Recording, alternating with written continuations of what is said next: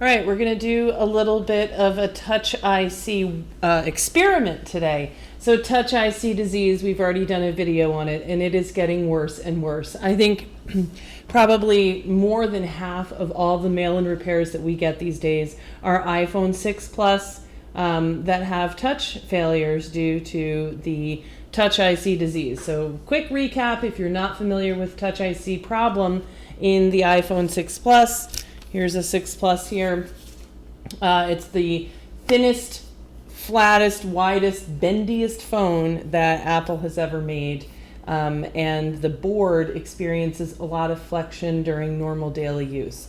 And so as a result, the solder joints, the little spheres, the little balls that the touch IC chips sit on that are required for touch functions will get cracks, which will eventually lead to full separation and defects in touch in the phone. It starts out maybe mild. A lot of them, like this one in particular, you can see sort of a very characteristic kind of flashing gray lines right at the top of the phone. And that will get worse with flexion. So you can see like twisting the board.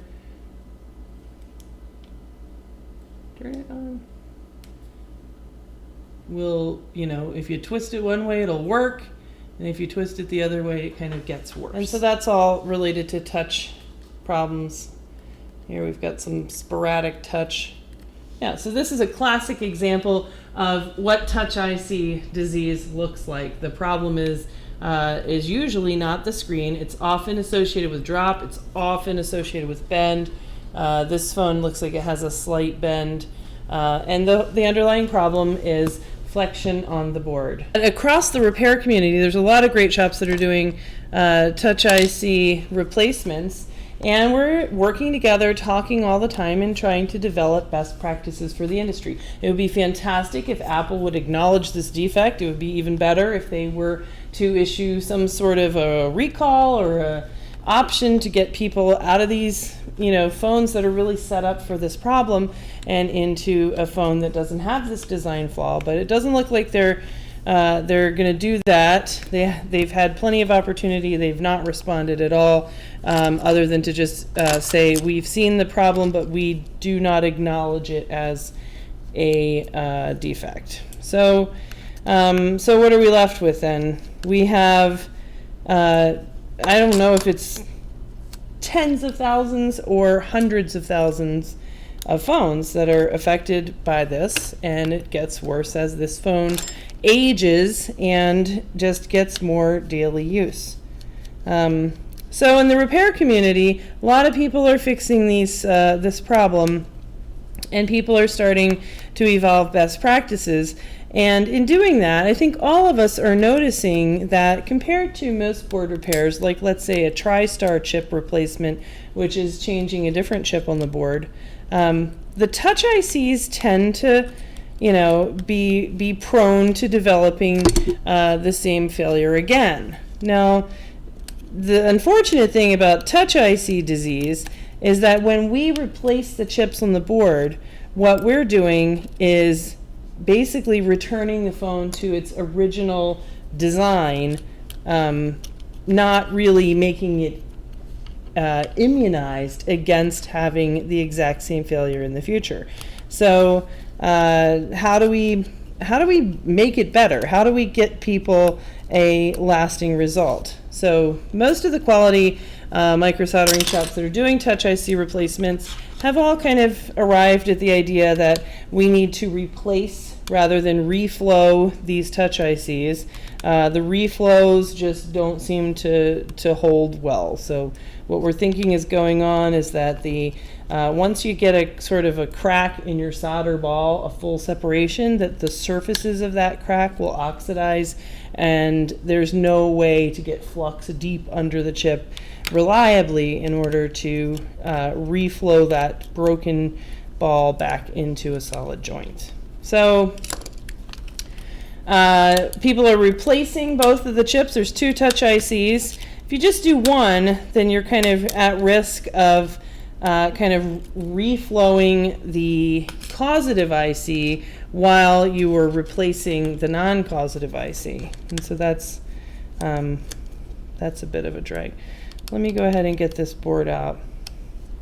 All right, so I've got the board out, and the board itself looks pretty normal.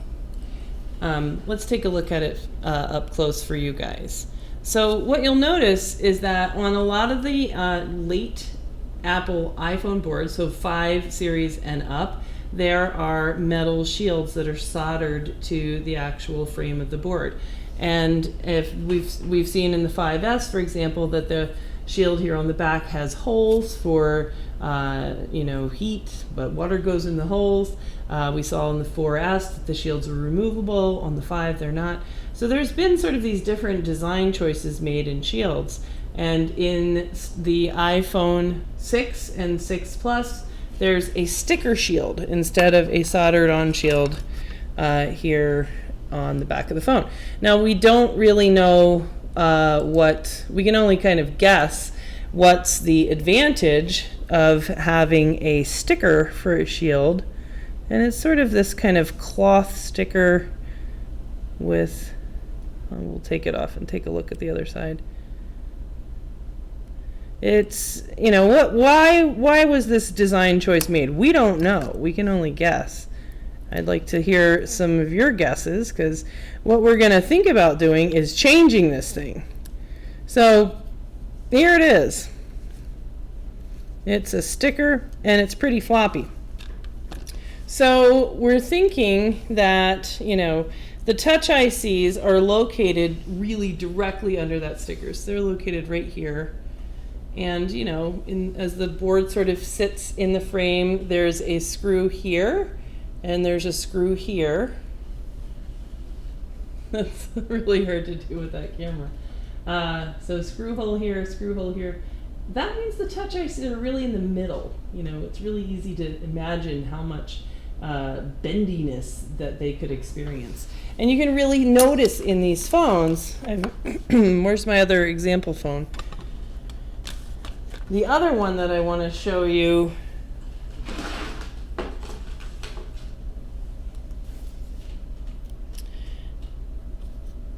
this one's coming in with working touch. So that's really tough. Does this thing really even have a defect at all? Somebody got annoyed enough with it that they looked up, touch problems, and they ended up finding us and sending it to us. So somebody thinks that this has enough of an annoying touch defect that it's worth sending it in for repair. So I've been playing with this phone for a lot tonight, and I can't detect any defects. So I'm hesitant to just send it back and say, I don't think there's anything wrong with this phone, because the problem is so common. And it does sort of tend to get worse over time. So if I put some flexion on this board, can I trigger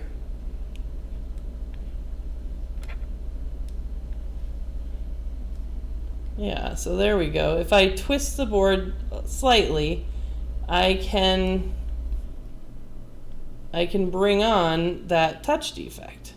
See it? So there we go. That's the classic gray lines. Now, and now it has no touch. Oh, now it's healed itself. Yes, that's pretty minor. You could say this is sort of like stage 1 of touch IC disease. Could we enhance the shield to give the board some stability so that the board itself, the chips sitting on those balls, can't really experience that twisting force? So that's what we're going to try to do here. This board here, which seems to have normal touch, everything's fine, unless we twist it specifically like that, and then we can kind of bring on that defect. But even that, it's pretty minor. It's hard to even get this thing to have a touch defect. But we don't want to see those gray lines. That's like the beginning of touch IC disease. We don't want to see ghosting either. Okay, so we're going to turn this off, and this one we are going to say, can we immunize this board against the progression of Touch IC disease by making a custom shield. And you know what? This might be a terrible idea. That there may be some kind of a design reason that I am just too dumb to realize.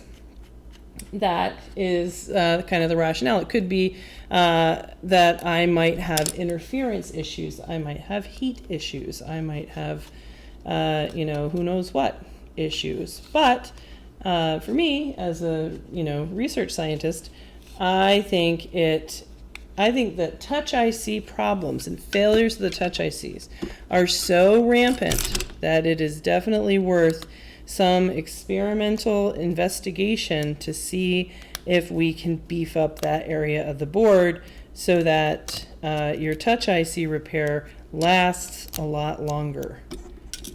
You want it, you don't want to just have it last for a few months and then you got to buy a new phone. That's not really helping. We want repair to be robust, not just return to, its original design, but exceed its original design in this case.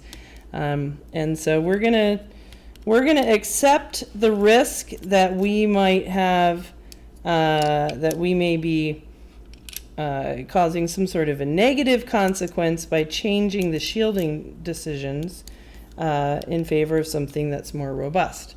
We'll accept that potential negative consequence because the upside, if it works, of being able to have a sturdier board that you can go ahead and use your phone without actually bending it to the point that you lose touch function, that upside is really huge.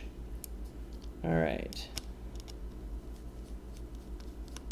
Now this was an idea that I saw today in sort of, small group discussions about board repair. It's always good to find some other people doing board repair near you or maybe not so near you. Make friends on forums. A lot of these forums will have sort of bigger groups where people will talk microsoldering, and then people will sort of make natural friendships and kind of talk in smaller groups about things.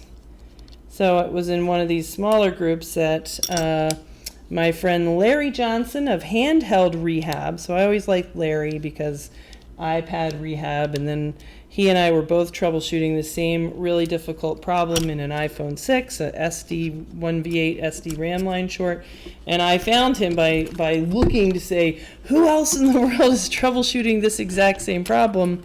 And Larry was posting on GSM forums about that. And so it was great to find somebody else that was really, thoughtfully approaching the same exact problem. And so my business was iPad rehab. His business was handheld rehab. So that was a fun coincidence. And now here we are again, doing the same thing, just, being analytical and experimental and trying to just see what we can do to use our brains to figure out how can we get a better result for touch longevity in iPhone 6 Plus.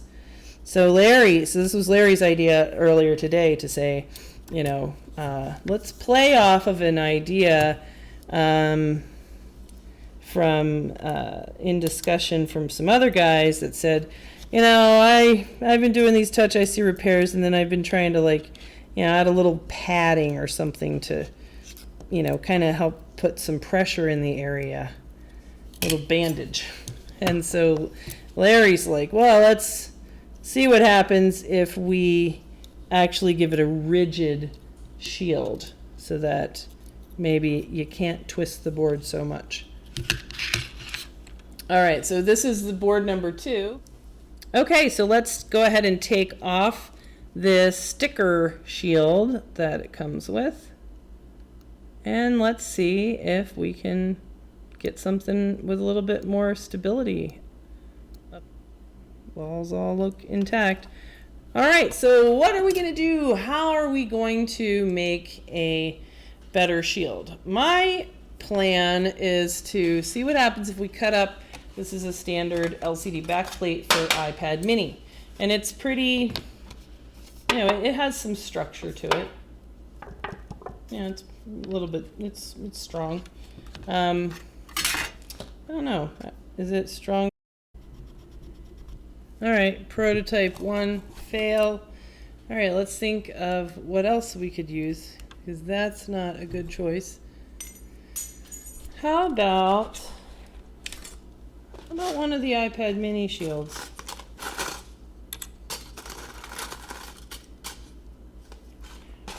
All right, let's try this. This is a standard iPad mini shield.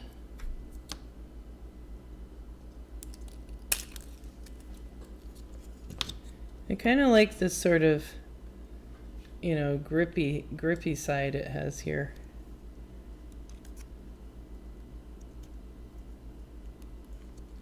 Like those. All right, it needs to.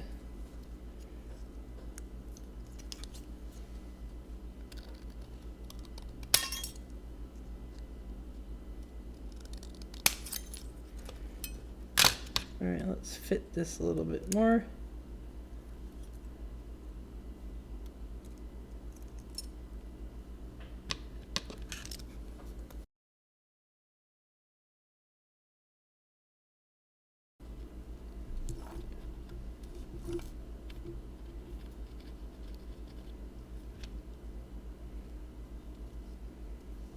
Well, I think the heat is the only real possible concern. So this is a good prototype, but I might consider putting in some kind of vent holes. I like leaving this side relatively open. So this side, I'm just going to tack down in a few spots. Like right here.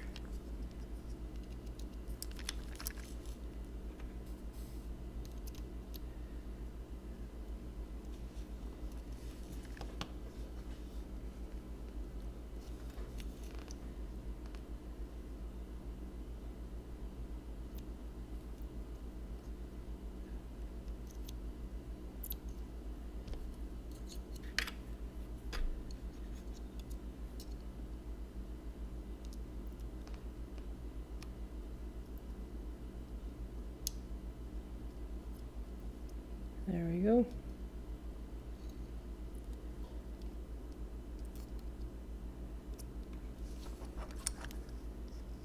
This, I think, turned out pretty good for something I made up here at 4:21 a.m.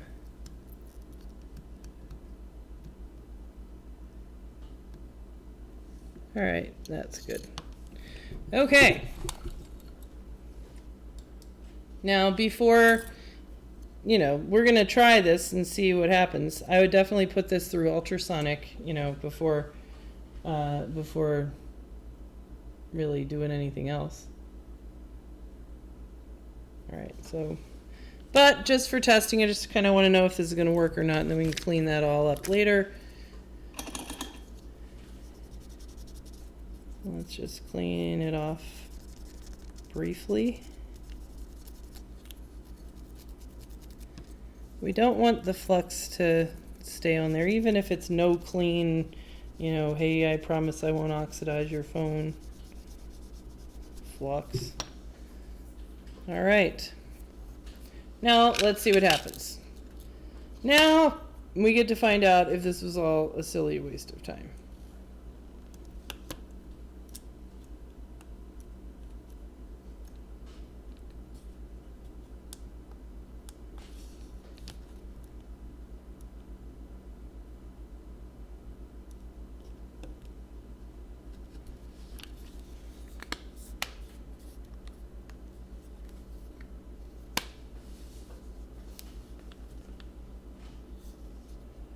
All right.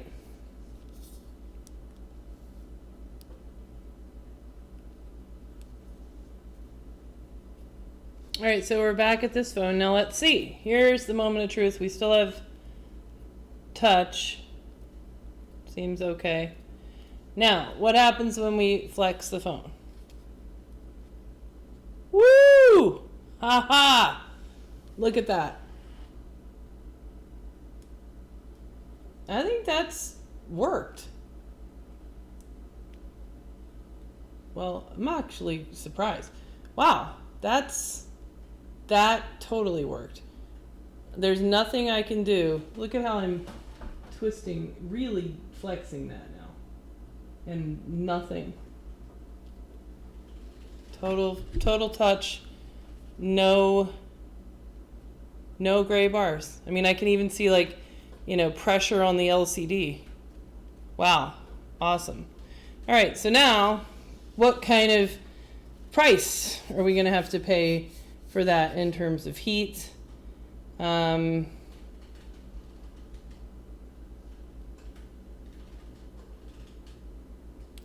everything else. I don't think I plugged in everything. I don't even know if I plugged in the cameras or not.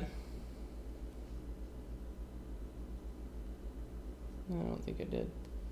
All right. Well, so there's an idea. I think it is 4:30 in the morning, and I'm going to leave it at this for now. But this is a good idea. I think that we can do some more play, maybe see if we should put some thermal paste in there, or let's see if we should, you know, make some kind of ventilation so that we can kind of combine structure with ventilation. Maybe even go back and use, instead of the iPad mini shield, go back and use the iPhone 5S shields that had the little built-in air holes already, the water entry holes.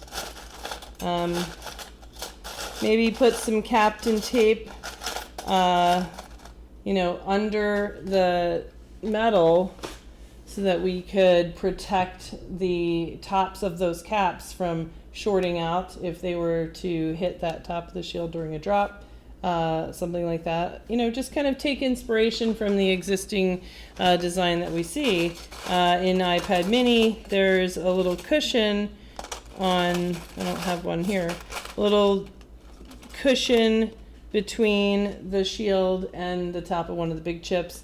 The iPhone 6 all have thermal paste on top of the CPU. So, you know, we're just going to have to see what happens. Right now, this phone doesn't seem hot, and touch seems to be working. So, I think it's a good idea. Not complete, but it's a good idea. And if you're struggling with warranty touch problems, then you might want to think about going into some kind of experimental route like that. All right, so there you go.